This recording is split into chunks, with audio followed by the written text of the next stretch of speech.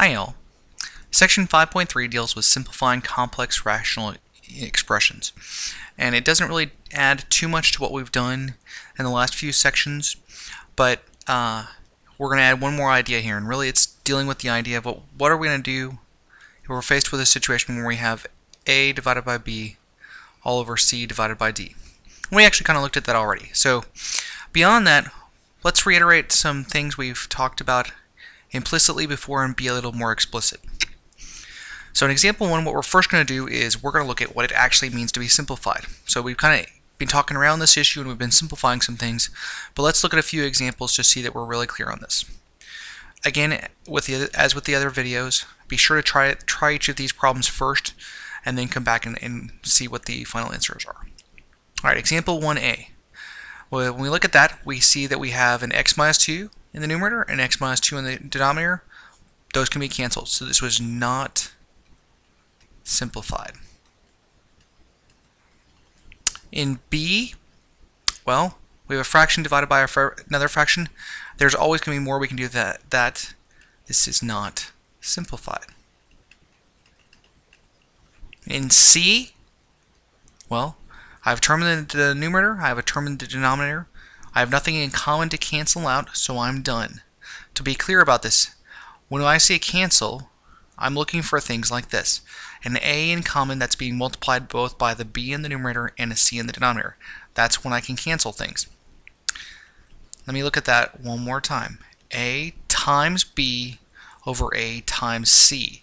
For me to be able to cancel something out, it has to involve multiplication. Here, many of you may see that there's a 7 that is both in the numerator and a 7 that's in the denominator, but those are not being multiplied by expressions. That is, this is not a factor that I can cancel out. So C is indeed simplified. That's the sort of thing we're looking for. So C is simplified.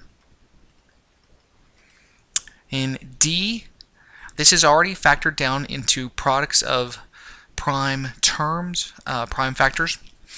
None of those prime factors in the numerator nor denominator are the same, so this is also simplified. That's the sort of thing our final answers will look like if the question asks us to simplify things. So this is good. This is what we want. E, well, let's do some work here. We need to see if the numerator is factored yet, and if it is, then we're done. But if it's not, we may be able to cancel something out. So let's work on factoring that.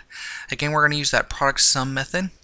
So we're looking first at the product of the first and the last coefficients. So that 2 and 4, the product 2 times 4 is 8. The sum we need to get to is that middle term, the coefficient of the middle term, the negative 3.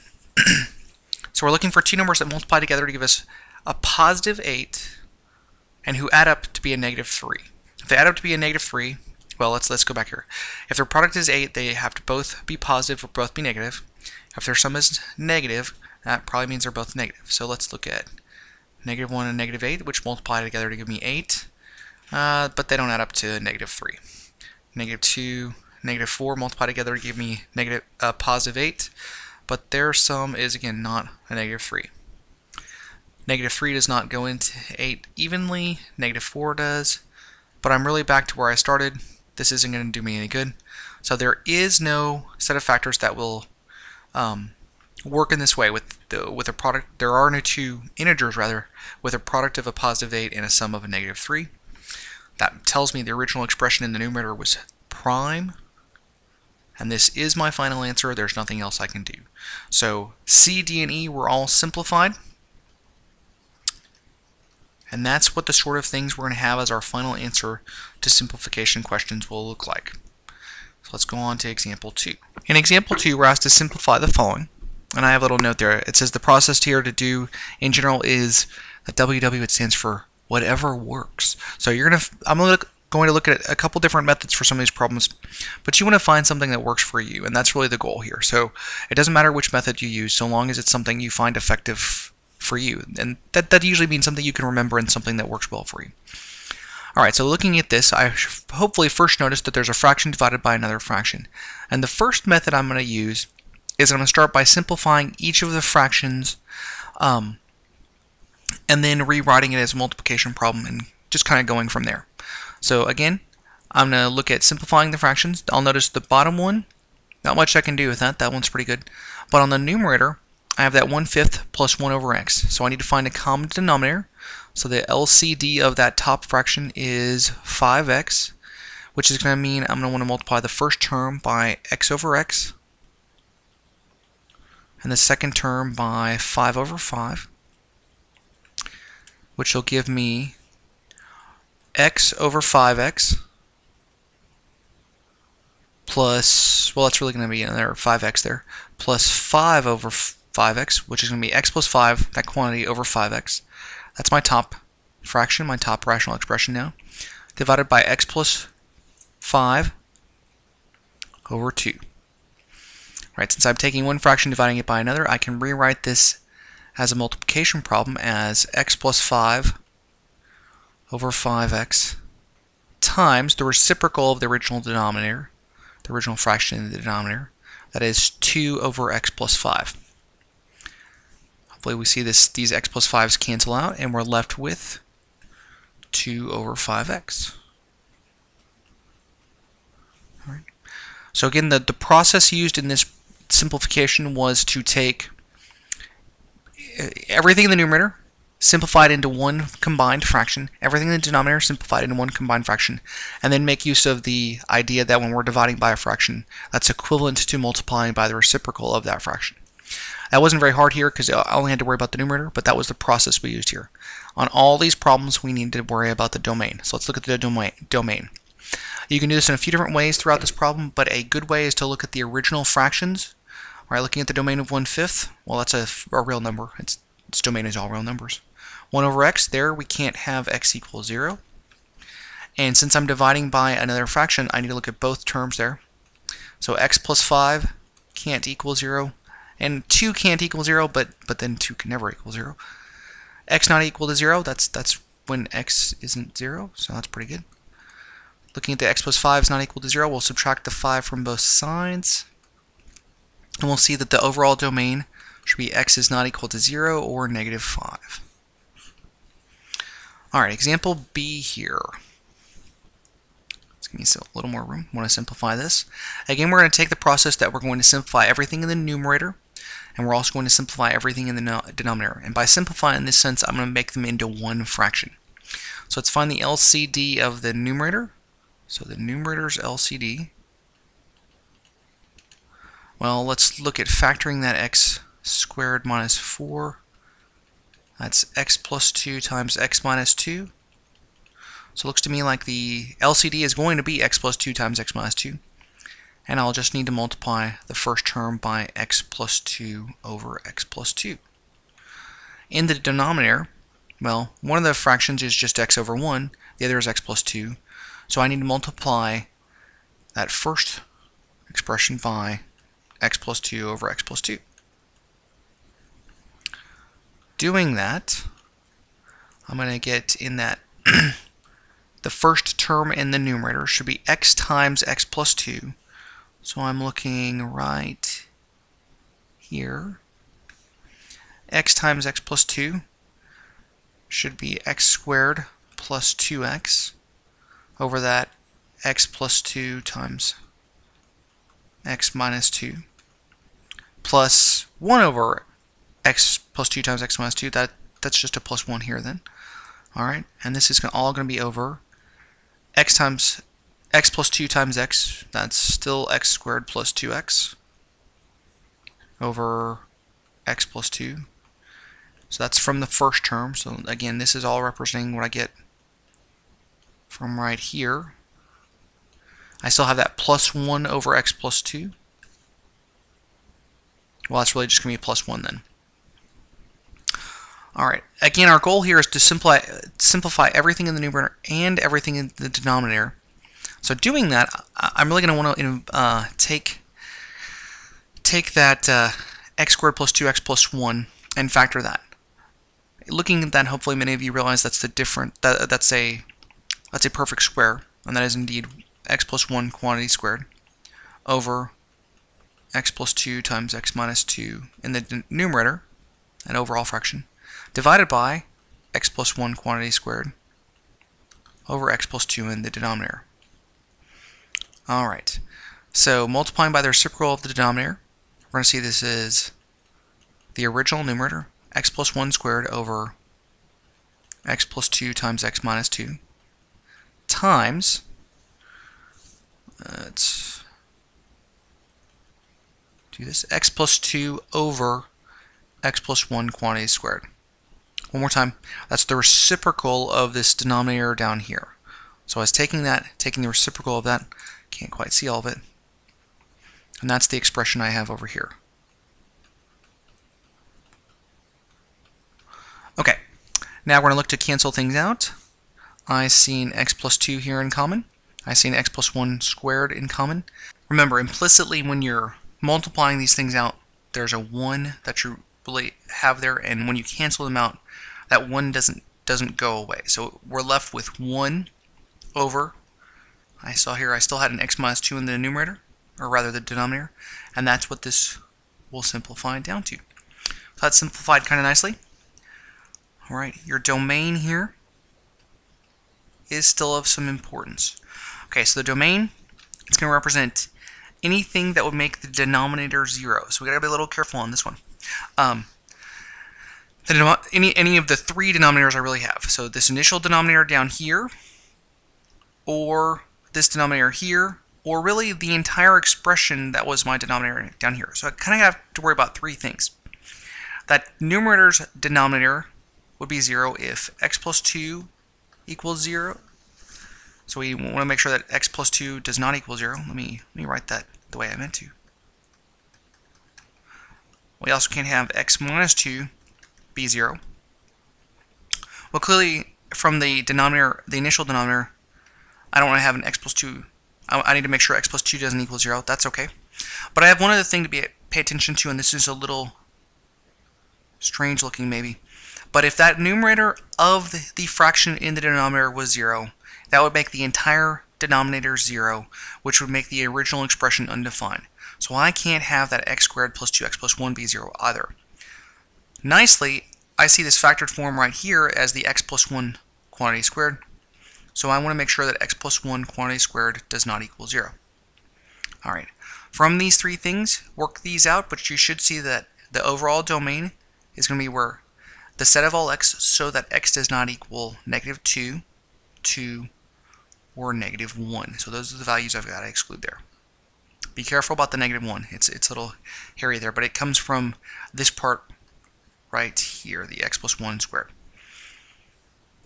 On to part C. In C, we actually see the same problem that we saw in A. We're going to approach this in a slightly different way. Alright, what we're going to do in this problem is we're going to look for the LCD of the numerator. Let's try this the right way. LCD of the numerator. Well, that should be 5x. Looking for the LCD of the denominator, that's actually just 2. So the overall LCD of both together is 10x. Okay, this 10x, I'm going to multiply somewhat differently than before. I'm going to multiply 10x over 10x across the two fractions, and many of you will want to write this as 10x over 1 divided by 10x over 1 to stress what it is that we're really doing. So going through this, this will be, well, I'm going to distribute this to each part in the numerator. This is 10x times 1/5. Well, that'll be, let's write this out. So I have 1/5 times 10x over 1 plus 1 over x times 10x over 1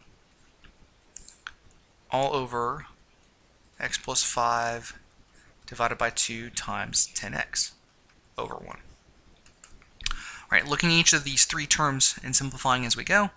So looking at this first term, so I'm bringing it up again as three terms.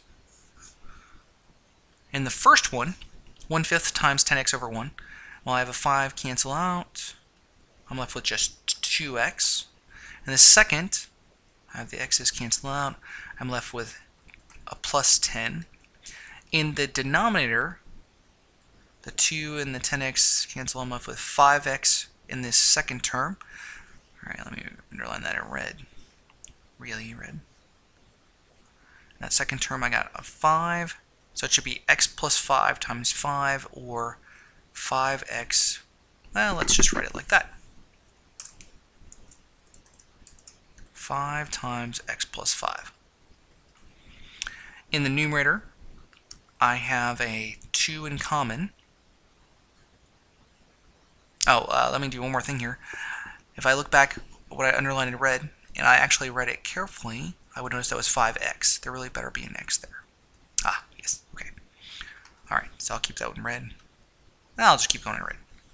Alright, so my equal sign's down here. So I have 2x plus 10 in the numerator. They have a 2 in common. 2 times x plus 5 over 5x times x plus 5. All those x plus 5's cancel, and I'm left with 2 over 5x, which was exactly the same answer I saw before. Now this method involves less of the reciprocal multiplying sorts of fraction things, and has us find the least common denominator to start with, and that's how it's going to work here. But you notice the end result is the same as before, and that's really the goal here. Alright, so let's go on to D and use that second method again. So let's just kind of look for the overall LCD here.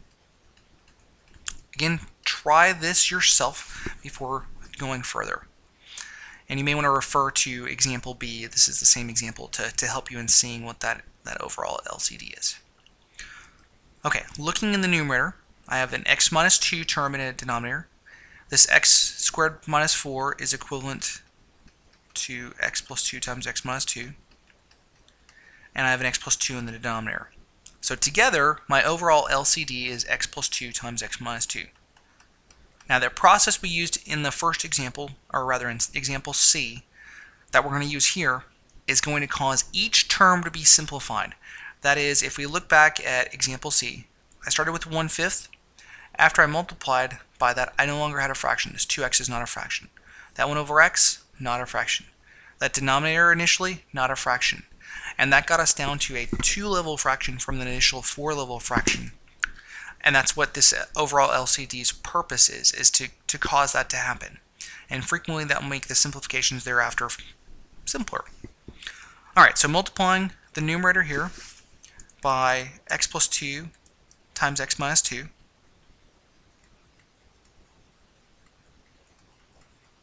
over 1.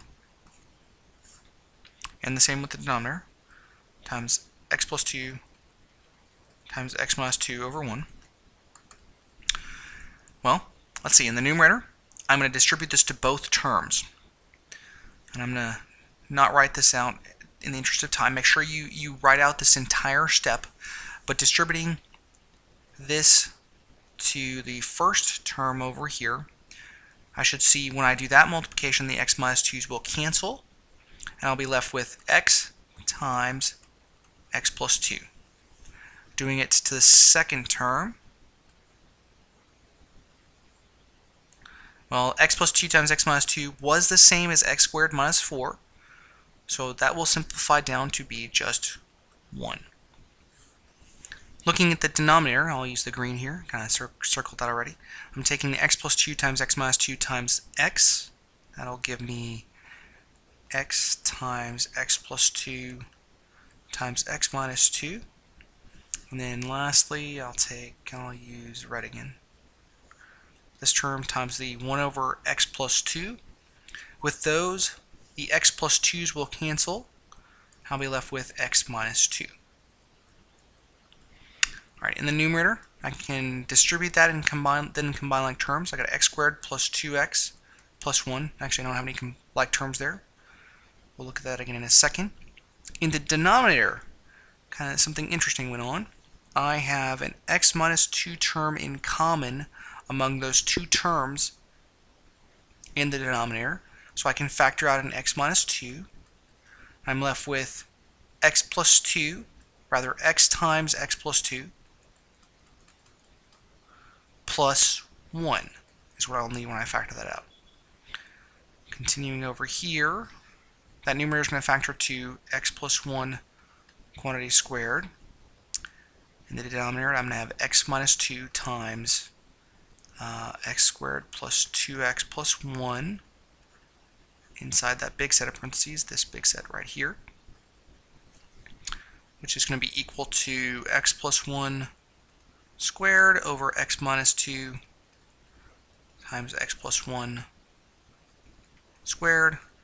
I'll notice I have that x plus 1 squared in common, so this should end up being left with 1 over x minus 2. So a lot there simplifies down. What you're going to find if you look at the methods on A and C or on B and D is sometimes one way worked a little more easily than the other. Again, the goal with this is for you to find a method that works for you and choose it. Let's go on to example E. In E, I'm going to use the first method we used, which would involve finding the LCD of the numerator, which is z times z minus 3, and then simplifying that numerator, and then I'm going to find the LCD of the denominator, and then go through and simplify that. There, the z squared minus 9 factors to be z plus 3 times z minus 3. So the LCD of the denominator should be, that's LCD, the LCD should be z plus 3 times z minus 3. That is the LCD there. Either method will work. I'm just going to choose that first one. Alright, so I'm going to multiply in the numerator that first term by z minus 3 over z minus 3, and the second term by z over z. Let's go ahead and do that. So in the numerator, I'm going to get, that'll be z minus 3 plus 4z all over z times z minus 3.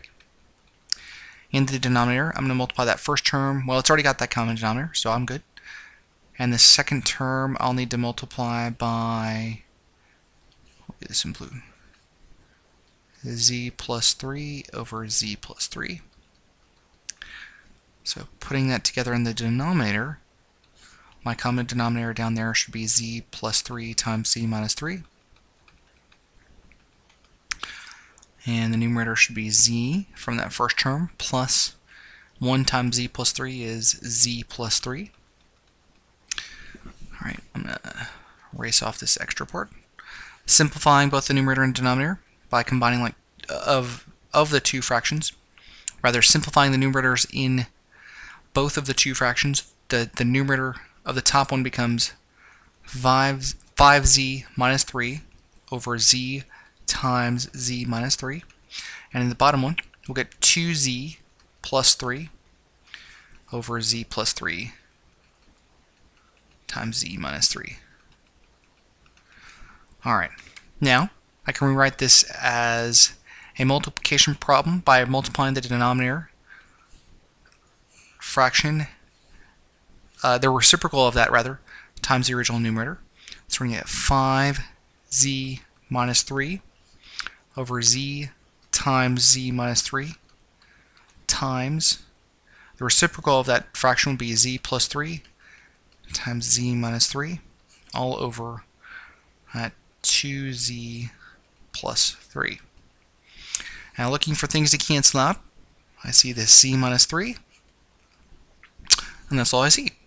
So I'm going to be left with a final answer of, I'll write it right here, 5z, let's rewrite that a little bit better, 5z minus 3 times z plus 3 over z times 2z plus 3. And that's the simplified form there.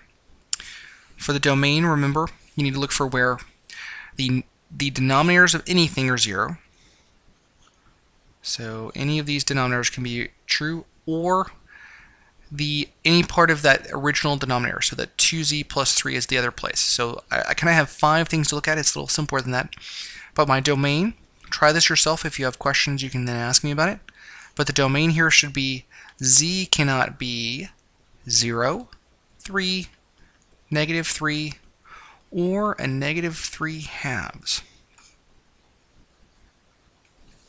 Alright, on to f. Now looking at f, I'm expecting that you're going to notice something about it before we even start, and that is it's got these negative exponents. So let's rewrite this problem to start with. So let's write this as 1 over x squared minus 1 over y squared over 1 over x plus 1 over y. Let's actually do this problem with the second method. So that is, I'm going to multiply both the numerator and the denominator by the same thing and get it down to a one-level fraction pretty quickly. And any correct method should work here. But the LCD of the numerator is x squared y squared. The LCD of the denominator is xy. So the overall LCD is x squared y squared. Okay, recognizing that, so again I'm going to multiply that original term. Let me give myself a little more space here. I'm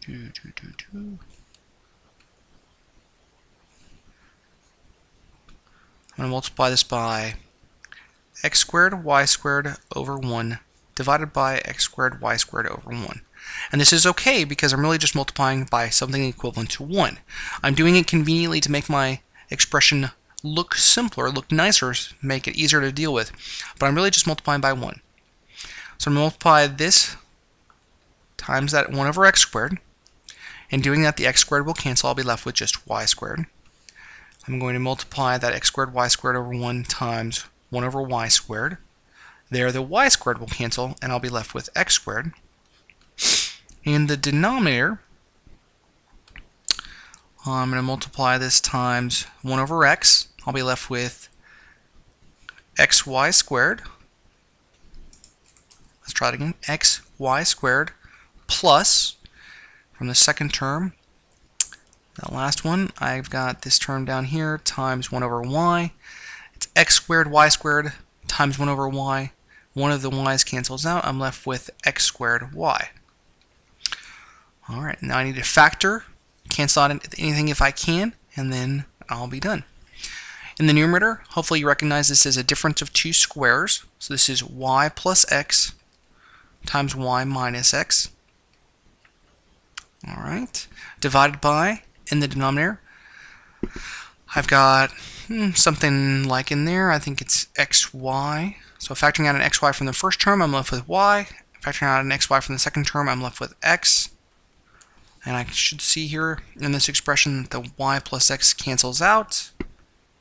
And I am left with y minus x over xy.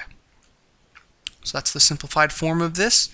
If I go back to my original, I should have it as the domain.